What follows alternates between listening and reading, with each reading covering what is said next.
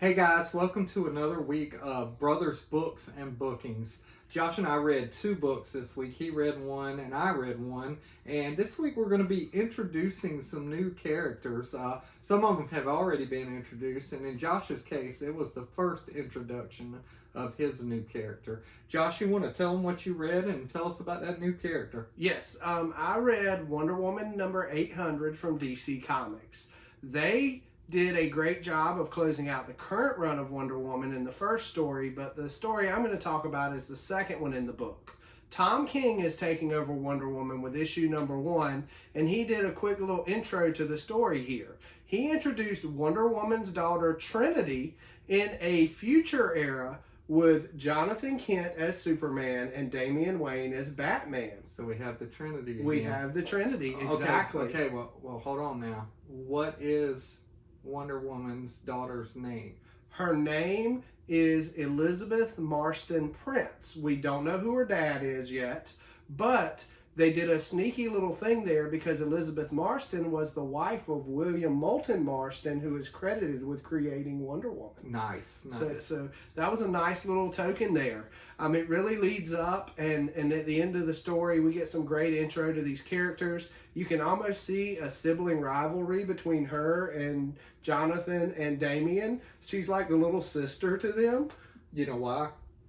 Because she probably is Damian's little sister, because Batman's a player. Quite possibly, but she could be Superman's little sister too. It's set in the future. That's true. That's true. There is history between both Diana, Bruce, and Clark, so that's true. We never know. That's true. But the story was really great. I'm not a big fan of Tom King, but I'm going to give this one a try because I'm interested in this character. There's been a lot of great new characters coming out lately, and it's all about the legacy in DC Comics, and I think this is a great way to form that legacy. Yeah, we're kind of starting over. Ever since Dark Crisis, we kind of started over. The Titans are now the Justice League. Jonathan and Damian are taking over as the main Batman and Superman. So, it's cool to have a Wonder Woman to kind of fit in there. So I thought, hey, I picked up a copy too. I haven't read it yet. Thanks for spoiling it for me. Sorry about that. But that's okay. I can still read it.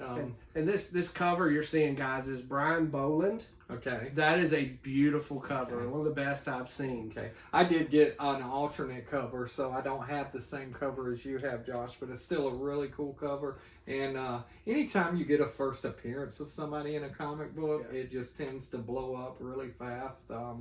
And those key books, and if you can grab them now, later on down the road, they might be worth some money to you. Well, Chris, and the thing about her is a lot of times they'll just throw new characters at the wall to see what will stick. Organically, she felt right in this story. Nice. So she feels like she fits in the story. How about the artwork? How does that look in there? The artwork is great. I think it's Daniel Sampry who is doing the art for the Tom King run. Daniel Sampry? Yes. Yeah, I believe we so. Probably both said it wrong, but it's okay. Yeah, but the artwork was great. There's a great one-page shot of her standing there, and she's ribbing Damian and Jonathan the whole time she's talking to them. Nice. So it was a great little shot. Nice. I love that dynamic. I love that we're recreating the Trinity, but now we've got Jonathan, Damian, and Trinity. Yeah. So that's really cool. I'm excited to read it. They call her Lizzie for short. Lizzie. Lizzie. Nice. So, that's a great little name there. Nice. Yeah. That's pretty cool. I'm excited to read that. Well, I went with Marvel this week, and if you've been following Marvel any at all, you heard about this surprise character that showed up in Dan Slott's run of Spider-Man, the end of the Spider-Verse number 7. They kind of reset the Spider-Verse, and this kid showed up, and he said, yeah, I'm Spider-Man's sidekick. His name was SpiderBoy. And so we haven't learned a whole lot about him. We do know that nobody knows who he is. He's just like, here he is, here I am. So they did a little bit more digging in Edge of Spider-Verse number 3, and we got to see, again, he said, well, I need to go find someone who knows me. So the first person he goes to is Aunt May.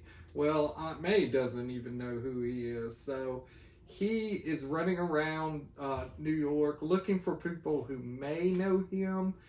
We do get a little bit of a story saying that I'm pretty sure that Mr. Negative created him. And so we did get that reference. And then towards the end of the book, he kind of gives, the story gives his name as Bailey Briggs. And for all you Slott fans that are read a lot of his writing, back in 2004, Dan Slott was writing She-Hulk, and he had a character in there who was murdered in the first 2 pages of the book, and his name was Bailey Briggs. He was a redhead. The new Bailey Briggs is a redhead, but he's a kid. This guy was grown up. And as you're reading the She-Hulk book, the actual name of this story in that one is The Ghost of Bailey Briggs. So She-Hulk is tasked with defending or convicting the murderer of Bailey Briggs, and her star witness is the ghost of Bailey Briggs. So there's a little bit of history there. So Dan Slott got to grab that name and bring it back. Is there a connection? We have no idea. It's a really good read, Josh. The cover I got was the Ramos variant cover, as you can see there. But in a rare occurrence, Ramos art does the art for the whole story, and it's beautiful. It's one of the prettiest books that I've seen in a long time. I really enjoyed it. It kind of gave off that feel of what Jamal Campbell's doing right now with Superman. A lot of bright colors, a lot of pop, and everything. So it was really cool to get to know a little bit more about SpiderBoy and to see him kind of figuring out his weapon, seeing what his powers were. Someone called him the human gnat in there, I believe is what they called him. Nice. So that was pretty good. Yeah. Now he did say his shoes that he had are made by Reed Richards. So apparently there's something special about those. But we did hear this week, and it was announced that starting in November, Dan Slott was going to be doing an ongoing SpiderBoy series. Nice. So I will probably be reading that one. I will keep you guys up to date on what's going on. And maybe we'll find out by then who SpiderBoy is, where he comes from. Is he an organic character? Does he fit? Does he fit? Yeah, exactly. So I guess we're just going to have to wait and see. No one knows who he is. They have created kind of a storyline for him. He does live in a homeless shelter, so there's no parents around. So we don't know where the parents are. We don't know a whole lot about him. We just know that, he told Peter in one of the books, "Don't you remember me? I'm your sidekick." And so he's come from somewhere. We don't know where. We'll see as the future progresses what happens with this character. Well, we do have the Spider-Verse, so there's all kinds of different universes he could have come from. Exactly. And Chris, the thing about it is, Marvel lately has been on a roll creating new characters in the Spider-Verse. You've got Spider-Gwen, you've got Miles Morales, Spider-Punk, Kobe Brown is one of the greats. Yeah. They're on a roll with that. Yeah, and speaking of Miles Morales, the second story in the book, I won't go into it a lot, but is about Billy, who is Miles Morales' sister. Now, she is Spider Smasher. So she has a little bit of powers. She also has a pretty cool looking suit. So that's in Edge of Spider-Verse number 3. I believe this is still on the shelves. There may not be many of them on the shelves because it was such a big issue. But if you want it, run out and buy it. And I know, Josh, there's probably copies of Wonder Woman. Number 800, I'm sure. There are tons of variant covers for that one, too. Well, because that was an anniversary issue, they did a lot of printings of that one. So there's probably, several copies out there of different covers. Actually, I may want to get another one with a different cover. I saw the other covers in the back today. Yeah, there are some really cool covers there. Variant covers are the bane of our existence because they cost us so much money. Because not only do we want the main cover, we want that variant cover. Yes. And we wind up getting them. Speaking of variant covers and stuff, Josh and I will be... you can check out our little short that we're making for the videos or books that we picked up this week. We're going to put it on the end of this video. We'll have a link at the end of this video to get you that short. So go check it out, see what we picked up, and make sure you comment what books you would like us to talk about next week.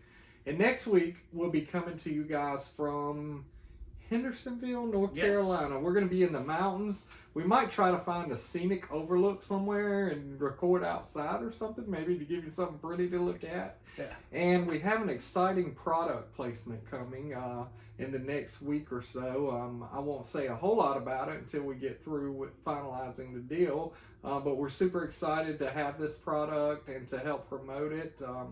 They're going to be really cool to work with. I've been talking to them. We're excited, and we can't wait to share it with you to see what it is. So that's all we have on the book front. How about on the bookings front, Josh? What have we got going on? What have we got going? Well, we're clear the next 2 weeks because we're in the mountains, July 1st and July 8th. So nothing on those weekends. But then the 14th, 15th, and 16th of July, we'll be in Jacksonville at the mall. We'll be doing the sports cards and collectibles show that weekend, all weekend long. It's mall hours. It'll be time the mall opens till the time the mall closes all weekend. We'll be exhausted. That's going to be a long weekend, but it'll be a lot of fun. You'll be exhausted. Yeah. Josh is going to set up on his own Friday. He'll be there Friday all day. I may come down after work that day, depending on how much I do. But Saturday morning, I'll be there with all of my stuff ready to sell.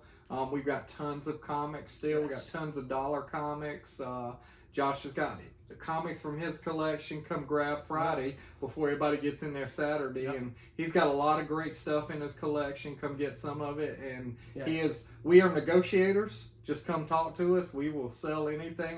The only thing I love is my kids and my wife. So I don't mind getting rid of something. And I've been going through my collection. I'm about a third of the way cataloging it, and I've pulled stuff where I found I've had duplicates, so some of that stuff will be added to the box that weekend. Awesome.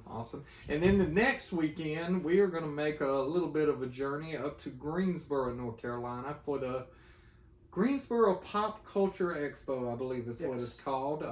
It's going to be really cool. It's going to be at Greensboro Coliseum. I think it's in the event center at Greensboro Coliseum. But they're going to have a ton of cool guests. I know one Josh is super excited about. You want to tell him who's going to be there, Josh? The voice of April O'Neil from the original Ninja Turtles cartoon. I'm out searching right now to find an April O'Neil action figure so I can get it signed. I need one of those because I loved that show growing up. Yeah, absolutely. That's so cool. Speaking of Turtles, too, I keep seeing they dropped the character posters for the new Turtles movie. That movie looks excited, amazing. Man. I can't wait to see that. We've had a good run of movies here recently between Transformers, Spider-Man, The Flash. I know you Snyder lovers are about to go boo, boo, but let me tell you something. We love the movie. The movie was great. Get over it. Go see it. It's good. Things change. You can't always have the same actors. Look at how many people have played Batman over the years. Yeah, as in the words of the famous lyricist from the Rolling Stones, you can't always get what you want. But if you try sometimes, you get what you need. Exactly. And that's what we got. We got what we needed. And Josh and I are from the era where when we were growing up, the only movie we had to hang our hat on for a long time was Superman the movie. Yes. 1978, I believe, was when it first came out. Yes. The year I was born. And it wasn't until 1989 when things changed. So if you can't go show some love for the man who changed superhero movies forever, Michael Keaton. Because if there's no Michael Keaton Batman, there is no X-Men. There is no Zack Snyder Justice League. You won't get any of that. So this is our soapbox moment. We're going to get off of it now, but we love The Flash. Yes. Love it or hate us. You can send us bad comments. We'll take them. Yep. We'll take the trash too. Tell us what you think. Dude, I enjoyed the Snyderverse. I enjoyed Snyder's Justice League cut, but you're never going to get any more of it. So it's time to move on. It is time to move on. It had its time. It's beautiful. I will watch it again. I'll watch the Snyder cut again. I think it's done well. But let's keep it going. If we get stuck in a rut, then you're going to lose all of your superheroes. And you need to change things every once in a while, because if you don't change and you're not changing, then it gets old and it gets stale. Yes. So be happy, because for a long time we didn't have anything. Yes. This is all we had was the Superman movie 1 through 4 and some terrible Captain America made for TV movie. I mean, we grew up in the era of Lou Ferrigno Incredible Hulk, which is amazing. Yes. And I hope one day to meet Lou Ferrigno at a con because I think he's amazing. We also had the beautiful and talented Linda Carter as Wonder Woman. Yes. So we had that going for us. And of course, you know, it was in reruns by the time we got to them. But we had the old 66 Batman, which is probably one of the best iterations of Batman to ever grace the screen. I mean, if you can't sit and watch and enjoy that, you're not a true comic fan. So yeah, so that's what we've got going on. Josh, we've got more dates in August coming up. We'll talk more about them in future videos. And is that all of July? That is all of July. We don't have anything. We have nothing. No, nothing on the 29th. We're taking off. There's a slight possibility that the brothers might slip up to Raleigh on July 27th. Yeah, July 27th. It's a Thursday, the first day of GalaxyCon. Yeah. My understanding is that all of the comic creators are there, and kind of want to meet some of them. There's a few there that we've never met before. Get some stuff signed, maybe get a couple of interviews, get some plugs for the channel, and just kind of get in there before all the gigantic superstars come in and the place gets overrun with people. Yeah. You know, it might be a good day to go because most people will still be at work, and we can just slip in there and see some. The nice thing about being a teacher is my summers are off. Yep. The nice thing about where I work is I've still got a bunch of vacation time left. So yeah, so that's all we've got. Again, like and subscribe. Make sure you're subscribed. Make sure you're reading that bell notification too, so you know when we put up new videos. Go check out some of our recent videos. We have the walkthrough video for Heroes Con. We've got the cosplay video. Josh has got a short up where he tells us about the casting for the new Superman movie. And our first video game video is coming up. I'm about 3/4 of the way through with Justice League Cosmic Chaos, and I'm going to let you know what I think of that game. And also, I'm working on right now a walkthrough video for Greenville Unplugged. I can't say enough about how fun and how good that event was. It was a really well-attended event. We enjoyed ourselves. The hosts were top-notch. They did a great job. We knew where our table was. We had some very cool vendor tags to wear. And we have heard that it's possible that there's going to be one in October in New Bern, Josh, is what we're talking about. That would be amazing. Hometown. Hometown. So we have that hometown advantage. We would love to see as many of you people as could get there. And the cool thing is, it was only $5 to get in the door. So you don't have to spend a lot of money to get in. You can come spend it all at our tables. And that is all we got. Josh, you want to close us out? All right, guys. Until next time, you click that like button, hit subscribe, and we will see you at the shop.